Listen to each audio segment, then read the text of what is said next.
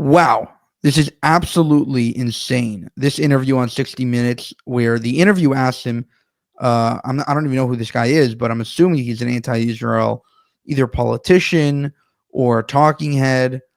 He was asked a question on 60 Minutes about Israel and October 7th. And really, they had no choice, a basic Israel talking point.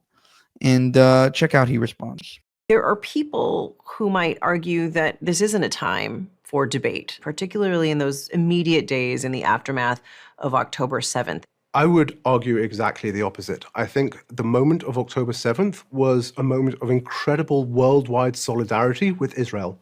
And had Israel leveraged that moment to press for a real, just, and lasting peace, I think we would be in a very different place now, in which Israel would not be facing this increasing isolation around the world, and in which its hostages would be free.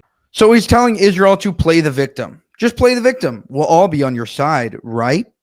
Well, Jews have learned their lesson, not only from the terrible persecution in the past, but even in recent decades. With this idea that the world really cares about Jews. After October 7th, hours later, there were people already marching in the streets calling for not only a ceasefire, but for the destruction of the Jewish state, or calling the resistance a just act. Again, the idea that a sovereign nation can just have 1,200 of its citizens brutally murdered live on camera, on GoPros, and then just say, oh, we're sorry for occupying you. We're sorry for doing all that. And now we're just going to, essentially work towards a two-state solution because we're such peaceniks and we're such pathetic losers that we want to sue for peace after being murdered and raped and brutalized. In the Middle East, the Middle Eastern ear hears when you say, oh, I'm such a nice guy, I'm not going to essentially fight back when you kill my children and my woman.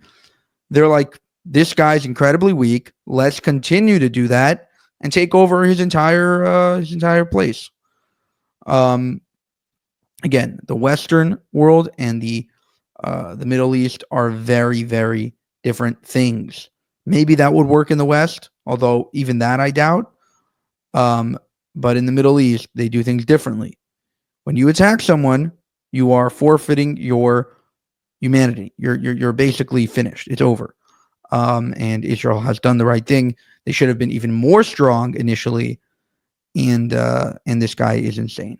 For more, subscribe to this channel. If you want to help us make more of these videos, you can go to buymeacoffee.com/JewishUncensored. That's buymeacoffee.com/JewishUncensored. Thank you, and have a good one.